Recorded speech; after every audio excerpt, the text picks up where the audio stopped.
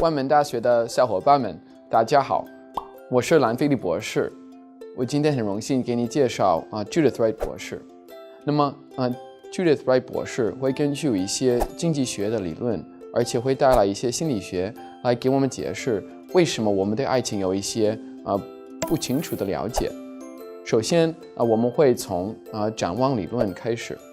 展望理论会让大家通过心理学和经济学来意识到，其实我们的决定并不一定是按照逻辑，也不一定是理性。而且之后我们会发现，就是我们的爱情也是这样子的，就是我们看不同的亲密关系，其实并不是那种很有逻辑的，而且会受不同情绪的影响。那么今天 Judith Wright 博士会帮我们去理解我们的爱情和亲密关系，帮我们去意识到，其实我们并不明白爱情，而且我们怎么样才能真正的去追求更好的亲密关系，更好的朋友，而且更好的了解自己。We all want to have love in our lives. We all want to have close relationships, somebody who cares about us and we care about them. We all yearn and deep in our hearts to love and to be loved, to connect, to be seen, to be heard, to be understood, to be known by another human being. And many of us, and probably you, have spent a lot of time looking for that one person, thinking that the secret to happiness is to fall in love. If we could just fall in love, and then we can live happily ever after. And sometimes it looks like that's happening for a bit. We might find someone and we fall in love and it looks good for a while, but if you're like most people, all relationships don't turn out to be great ones. And what looked promising in the beginning sometimes turns out to not be so good, or somewhat not as satisfying as we hoped it would be, not as fulfilling, something's wrong with it after a while. And it's disappointing for us. So what happens is we sometimes we think, okay, this is it. This is the man, this is the woman, this is the one for me.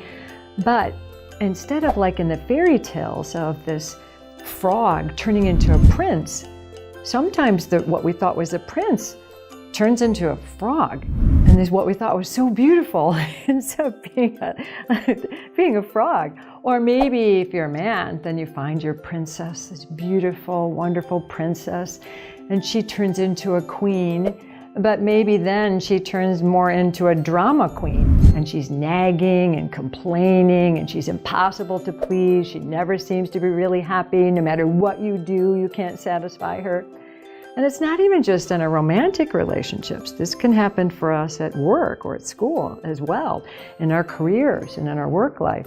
In the United States, over 50% of marriages, plus or minus a few percentage points, end in divorce. So we'll look so happy, it turns out not to be.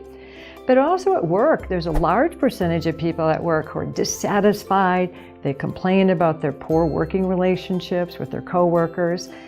So yeah, we all want these great relationships, but they don't always turn out to be what we'd hope to be. And why is that? What's the matter? What are we doing wrong? What's happening there? And how can we change from having disappointing relationships to ones that are fulfilling and satisfying and really bring us the love and affection and connection and intimacy that we crave? Well, I want to go into this a little bit more and have us really look at what does make for a great relationship. So we're going to do a little quiz together. So if you can take a moment and pull out maybe a piece of paper and a pencil or take notes in your smartphone, I'm going to ask you some questions and you think about, is this true or false? Does this feel true to me or not? And what do you think? And for every question, just put a true or false. So the first question is, the purpose of relationships is to make you happier. True or false? The purpose of a relationship is to make you happier. The second question, being with the right person makes you happier. True or false? Being with the right person makes you happier. Number 3, true love means that you're accepted the way that you are. True love means that you are accepted the way you are. True or false? Fourth question. It's important to help your partner change in the ways that matter to you. Is that true or false? It's important to help your partner change in ways that matter to you. Number 5, soulmates make the best relationships. True or false? Number 6, you know when you meet the one. You know it. You know when you meet the one. Number 7, if it's the right relationship, things work out. True or false? Number 8, if a relationship is too hard, it's probably not the right one. If relationships are too hard, it's probably not the right one. True or false? Number 9, chemistry is very important in a relationship. True or false? Number 10, attraction is very important in a relationship. Number 11, incompatibility and conflict are signs of a poor match. True or false? Number 12, it's important to have a lot in common and be compatible in a relationship. Number 13, you're either compatible or you're not. True or false? Number 14, a successful relationship is mostly a matter of finding a compatible partner right from the start. Number 15, relationships that do not start off well invariably fail. Number 16, love is all you need. Number 17, if it's true love, it should be easy. Number 18, it's important to be turned on by your partner. Number 19, when the thrill is gone, it's a sign that you're falling out of love. Number 20, if you fall out of love, it means that you were in the wrong relationship. If you fall out of love, it means that you were in the wrong relationship. True or false? Now go back and look at all of your answers to these 20 questions, true or false, and count up the number of true answers, true choices that you made. How many questions did you answer true to? And take a second to do that. Some of you might have had 5, 10, 15, 20 true ones, but count up how many true answers you had from your quiz. And now looking at that, if you answered true to any of the questions,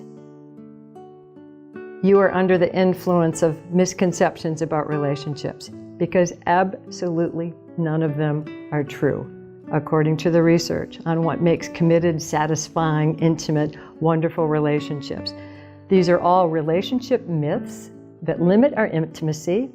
They keep us from having satisfying, lasting, fulfilling, intimate relationships.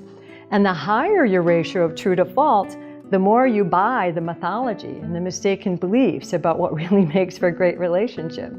And these are just a sample. Each of us has what Alfred Adler calls a fictive goal. Like we think, oh, if I'm just compatible, or oh, if I'm just attracted to someone, or oh, if I just have the right chemistry, if I just find the one, then I'll be happy. But it's not true, it's false. It's why he calls it a fictive goal. We're expecting something from relationships that is not realistic. This is not the purpose of a relationship, and these are not the things that make for a good, juicy, satisfying, long-lasting, intimate relationship. Now, some of you may be mad at me, some of you may disagree, but these are all research-based. Every single thing that we just went through in this quiz, the relationship research has shown, these are not what make for a great, satisfying relationship.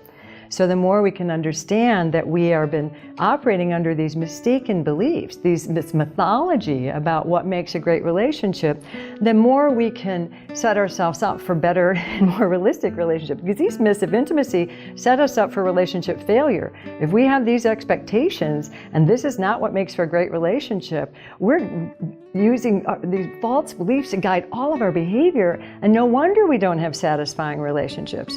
And if we believe these to be true, we don't focus on what it really takes to have a great, intimate, satisfying relationship. So as you look at this, most of what we've been taught or told about relationships and what makes a great relationship and how you should be in a relationship is false. Whether it's from our families or even many of the people that counsel people in relationships don't know this research. It's extremely important for us to understand that these myths do not lead for a great relationship.